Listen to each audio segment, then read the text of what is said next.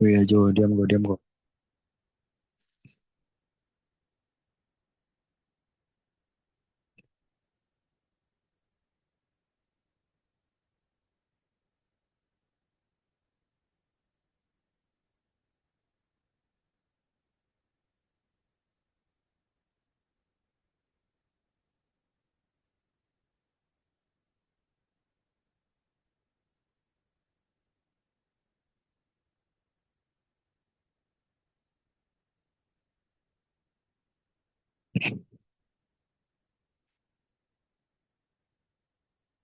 Nggak dengar suara itu soal. Gak ada suara tuh, Son.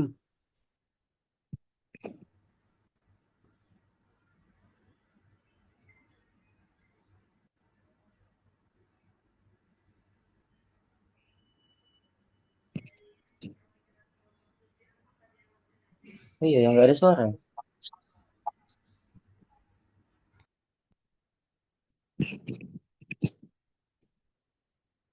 Weh, di kelompok si Nabila nggak ada yang nanya kita, weh.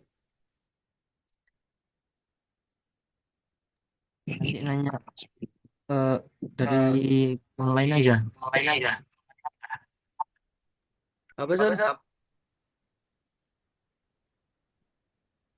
Nanya ini dari kata-kata aja, dikirim aja ke dia. Oh, oke, oke, oke.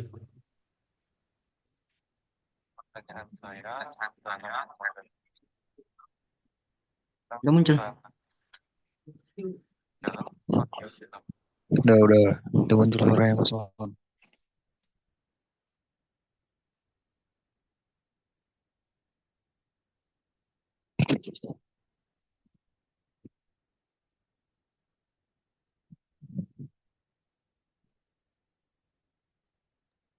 Eh, untuk pertanyaan dari saudara Adi dari kelompok 4 akan dijawab oleh Aji.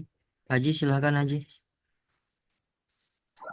Tahu? Oke, Son. Dan dulu, weh. Oke. Assalamualaikum warahmatullahi wabarakatuh. Nama saya Julman Gani. Saya akan menjawab pertanyaan dari Adi Ansa. Si Adi bertanya dalam kondisi lapangan, bagaimana cara kita memilih alat yang benar dan alat apa saja yang diinginkan untuk pemadatan tanah di saat lapangan. Nah, jadi sebelum kita melakukan pemadatan tanah di lapangan, kita harus melihat atau menilai jenis-jenis tanah di tempat yang akan kita uji tersebut. Misalnya nih, contohnya itu tanah lempung. Kan tanah lempung itu bersifat lengket, sehingga alat pemadat yang digunakan itu perlu alat pemadatan tanah yang cukup berat seperti 6 foot roller. Dan misalnya juga tanah yang bersifat seperti pasir, karena pasir itu ukurannya kecil dan tidak lengket, jadi alat yang digunakan itu lebih mudah hanya dengan alat getaran atau tekanan seperti vibrator roller. Sekian dari saya. Terima kasih.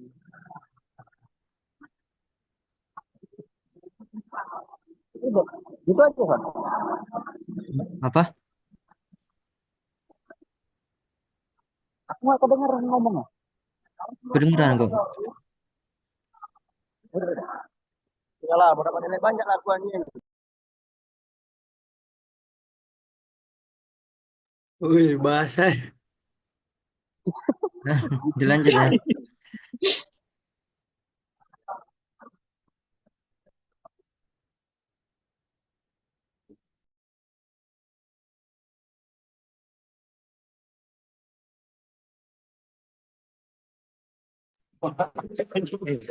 Wah, wow.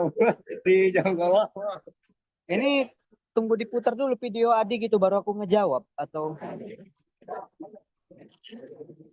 Iya, diputar dulu video pertanyaan mereka terus nanti bagian siapa yang ngambil jawab.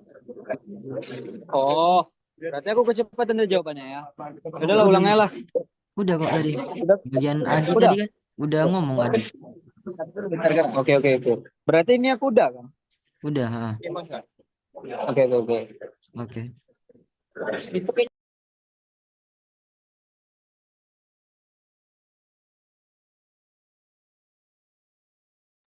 Bah, mana dia? Apa? Dia kira udah siap mungkin. Nggak ada ininya. Hitam dia layarnya. Oh iya, dia nggak ada ini ngirim video, cuma layar hitam doang. Nggak ada suaranya, Son. Atau Ada, karena atau memang laptop aku? ada suaranya nggak? Nggak ada. Aku Kan belum ada sih. diputar. Nggak. Oh iya, sekarang Udah lagi. tadi. Ini lagi di post. Bentar ya, coba Coba diputar putar. ya. Guys, pada hasil pengujian Ada nggak? tanah Nah, baru ada. Tadi nggak ada. dan Diulang ya. perbedaan Ya, nilai ya, Son. tanya kepada baik. Assalamualaikum warahmatullahi wabarakatuh. Saya Siti Rahmansyah dari kelompok 3 yang bertanya kepada kelompok itu bagaimana perbedaan nilai MDD dan OMC antara metode standar faktor test dan modified faktor test pada dan dan apa sih ya aplikasinya terhadap aplikasi konstruksi. Terima kasih. Baiklah, untuk pertanyaan dari Saudari Rahma akan dijawab oleh Najwa Zahra. Silakan Najwa.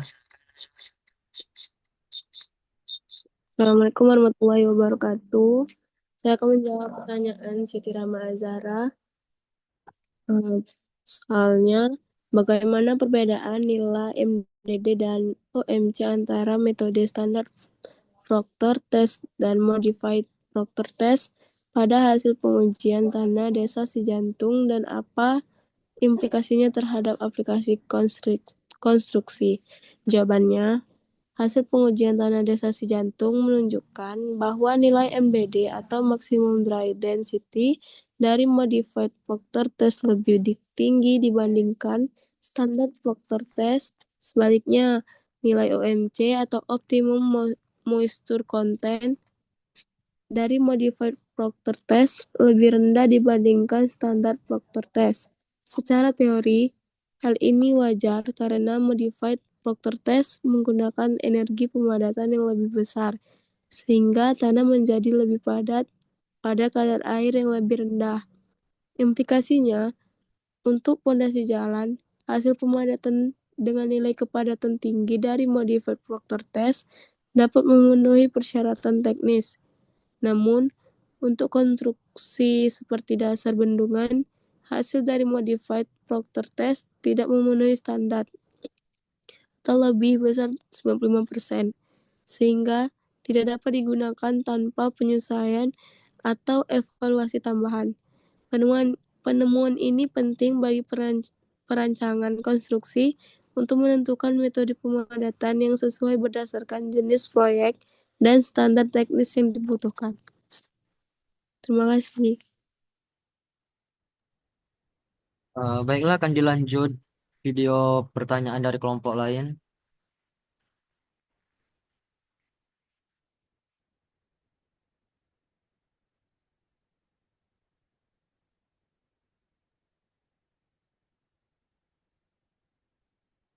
Kedengeran? Kedengeran nggak? Enggak, Son.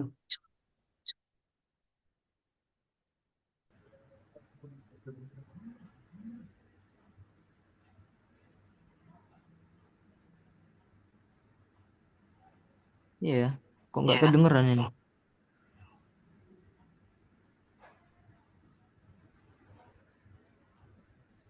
Si jantung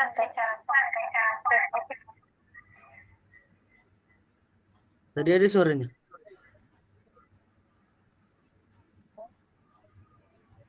Yang punya Nabila tapi nggak kedengeran ya? Iya. Nabila, videonya di skip aja lah ya. Yang Nabila plagian siapa? Aku, Mas. Ini bilang aja pertanyaan Nabilanya, terus jawab.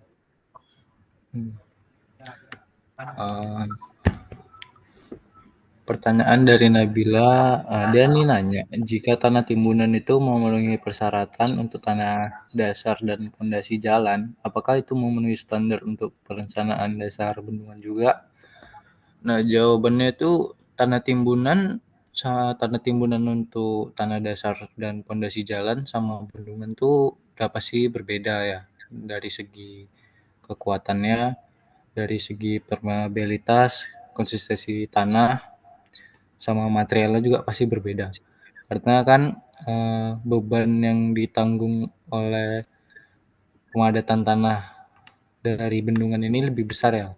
Bukan cuma dari bebannya si bendungan sendiri, tapi dari tekanan air juga. Tanah timbunan ya itu harus memenuhi persyaratan yang tanah timbunan untuk bendungan harus memenuhi persyaratan.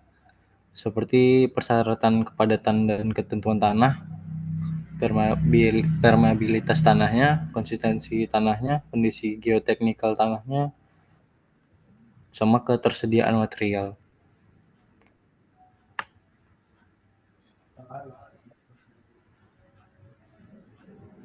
Udah Mas, mungkin itu aja jawabannya. Oke, dilanjut ya. Assalamualaikum warahmatullahi wabarakatuh. Perkenalkan, saya Ananda Fitra Samila dari kelompok 1. Saya ingin bertanya, apa saja tantangan yang umum dihadapi dalam pemadatan bangunan tanah pada lapangan? Oke, jadi dari pertanyaan dari saudara Nanda akan dijawab oleh Khairul Rafi Teh. Khairul Rafi dipersilahkan jawab. Oke, baik. Dengar nggak suaranya Mas Om? Kedengeran nggak? Kedengeran. Kedengeran? Ya, kedengeran. Oke.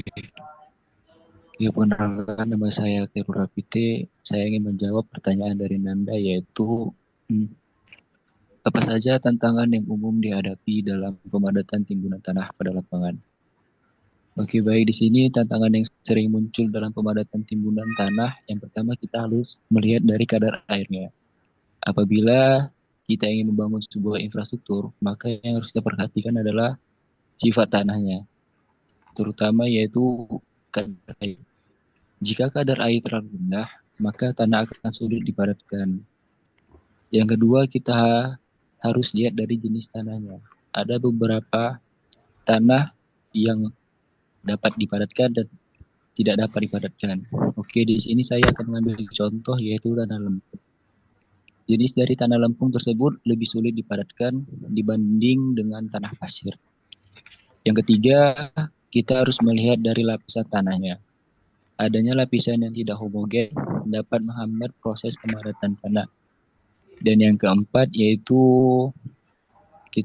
tantangannya yaitu cuaca.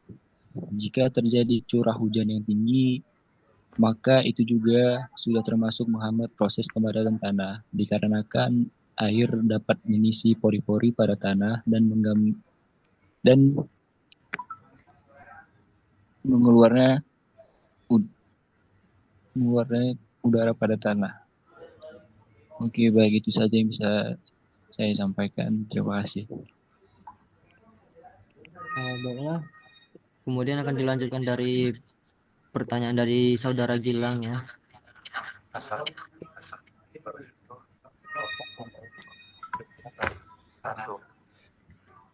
Kedengeran nggak? Enggak Bang Sen. Ya sedikit sih. Cuman Iya, ya sedikit. di play aja kan bisa dijawab. Ya, di play aja Mas. Suaranya putus-putus itu. Oke. Itu Gilang siapa yang jawab? Khairul Afif ya? Aku Bang Sen. Afif, Iya Bang. dipersilakan Afif. Assalamualaikum warahmatullahi wabarakatuh. Saya akan menjawab pertanyaan saudara kita Muhammad Farid Gumilang. Bagaimana pengaruh kadar air terhadap kepadatan tanah dan faktor apa saja yang mempengaruhi keberhasilan pemadatan tanah? Pengaruh kadar air terhadap kepadatan tanah, kadar air salah satu faktor utama yang mempengaruhi kepadatan tanah. Hubungan ini dapat dijelaskan melalui kurva kepadatan kadar-kadar air yang diperoleh dari uji Proctor. Berikut pengaruh kadar air terhadap tanah. Yang ke-1, pada kadar air rendah, partikel tanah tidak terlumasi dengan baik sehingga gesekan antar partikel lebih besar. Yang kedua, pada kadar air optimal. Ada jumlah air yang cukup untuk melumasi partikel tanah sehingga partikel dapat saling bergerak dan teratur lebih cepat. Terus yang ketiga, pada air tinggi. Jika kadar air melebihi kadar air optimal, kelebihan air mengisi ruang pori tanah. Hal ini menyebabkan tanah menjadi jenuh, mengurangi kepadatan karena air menggantikan udara yang dapat dikeluarkan melalui pemadatan. Terus faktor-faktor yang mempengaruhi keberhasilan pemadatan tanah yaitu yang ke-1, jenis tanah. Tanah berputir kasar, pasir atau pasir kerikil mudah dipadatkan karena sifatnya yang tidak plastis. Dan tanah lempung lebih sulit dipadatkan karena memiliki kohesi tinggi dan membutuhkan kadar air tertentu untuk mencapai kepadatan optimal. Dan yang kedua, kadar air. Kadar air harus berada di sekitar kadar air optimal untuk menghasilkan kepadatan maksimum. Dan ketiga, energi pemadatan. Energi yang diterapkan seperti dari alat berat atau pula dalam uji laboratorium, semakin besar energi pemadatan, semakin tinggi kepadatan tanah. Yang keempat, tebal lapisan tanah. Pemadatan lebih efektif jika tanah dipadatkan dalam lapisan tipis 10-30 cm untuk memastikan tekanan merata. Yang kelima, jenis kondisi lingkungan. Temperatur dan kelembapan lingkungan dapat mempengaruhi keberhasilan pemadatan, terutama pada tanah kohesif.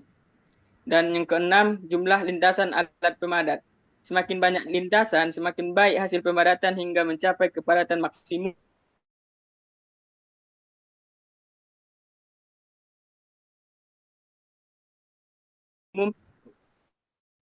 Sudah, Vip. Nah, kemampuan tanah untuk melepaskan air mempengaruhi hasil pemadatan, terutama pada tanah lempung atau tanah yang cenderung jenuh. Segitu yang bisa saya sampaikan. Terima kasih. Sama-sama. Baiklah, dilanjut ya. Karena dari kelompok bertanya tentang bagaimana penelitian ini dan pembuktian.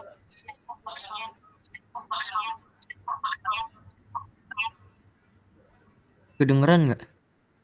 Dengar. Cuman apa ya, kayak Persek-persek ngulang-ngulang gitu. gitu. Ya. Ya udahlah, Nggak masalah. Nanti kan apa aja? Iya langsung ya. langsung aja lah ya. Untuk pertanyaan Yola akan dijawab Saudara Nugrah. Nugrah, dipersilakan Nugrah. Ya, terima kasih. Pertanyaannya yaitu bagaimana penelitian ini dapat mempengaruhi pengembangan teknik konstruksi. Jawabannya itu sangat berpengaruh signifikan ya, karena dari kita meneliti tentang konstruksi pemadatan tanah ini, kita bisa mengetahui lebih jauh tentang pemahaman karakteristik tanah dari penelitian tersebut. Jadi kita bisa lebih mengenal jauh tentang sifat-sifat tanah. Yang kedua, kita bisa mengoptimalkan material apa yang bisa kita buat dalam konstruksi bangunan. Yang ketiga, kita juga bisa meningkatkan keamanan konstruksi dari kita mengetahui dari jenis-jenis pemadatan tanah tersebut. Jadi kita bisa memahami keamanan yang harus kita buat. Yang keempat, pengembangan teknologi dan metode baru. Penelitian itu bisa mendorong pengembangan teknologi baru dalam teknik konstruksi seperti alat uji tanah yang lebih canggih atau metode stabilisasi tanah yang lebih efektif. Yang kelima, efisiensi biaya dan waktu.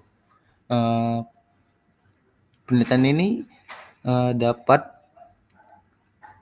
meningkatkan akurasi dalam perencanaan yang pada gilirannya dapat mengurangi pemborosan material dan waktu dengan menggunakan tanah yang tepat dan prosedur yang lebih terstandarisasi. Proyek konstruksi bisa lebih efisien gitu jadinya.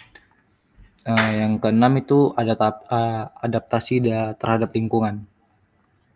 Ini juga salah satu yang paling penting dari penelitian pemadatan tanah. Dari kita mengetahui penelitian tersebut, kita bisa beradaptasi dengan lingkungan. Adaptasi konstruksi kita terhadap tanah tersebut. Juga bisa menentukan bagaimana kita mau membuat konstruksi struktur pondasi bangunan kita. Mungkin itu bisa menjawab pertanyaan. Terima kasih. Baiklah, akan dilanjut untuk jawaban dari pertanyaan selanjutnya. Aulia dari kelompok 4 ingin Bisa kedengeran kan punyanya Nikola? ini yang paling denger ini. Oke. Paling keras suara.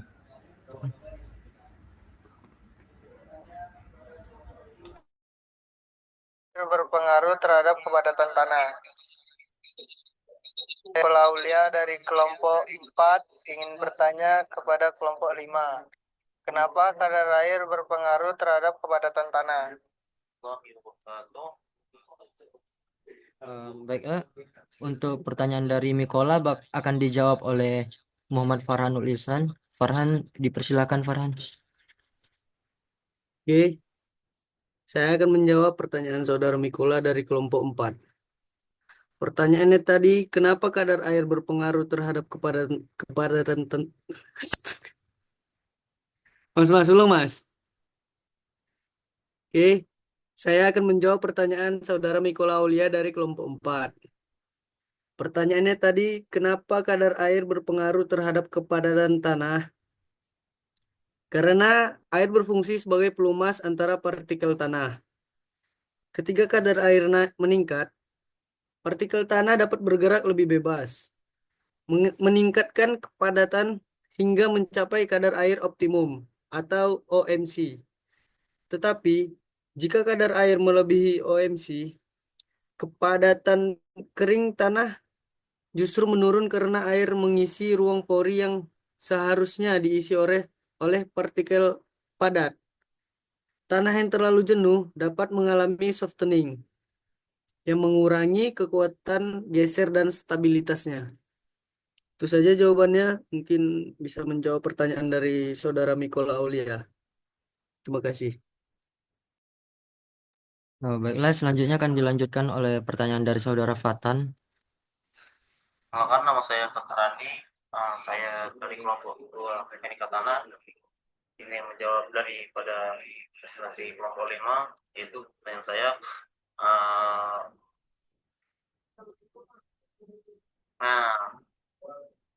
Tadi kan waktu itu kemarin kelompok 5 menyebutkan bahwa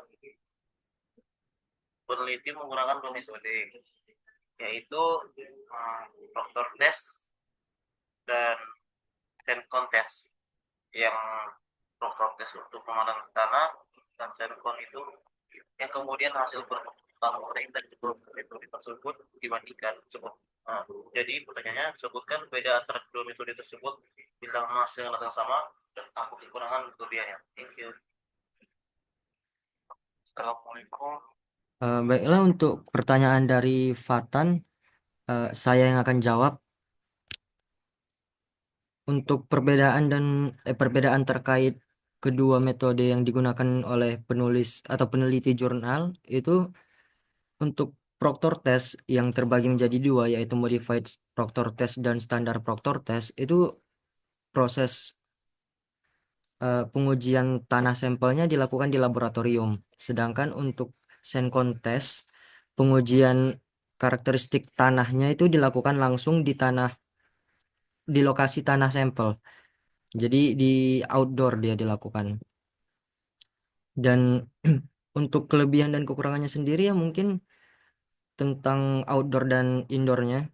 Kalau untuk proctor test yang karena dia dilakukan di laboratorium, jadi mungkin terkesan akan lebih nyaman karena tidak terkena panas terik matahari. Sedangkan untuk Sencon test itu mungkin lebih ada risiko untuk dalam melakukannya. Mungkin dalam konteks cuaca mungkin harus menanti cuaca yang baik agar pelaksanaan pengujian kepadatan tanah dapat lancar. Sekian jawaban dari saya.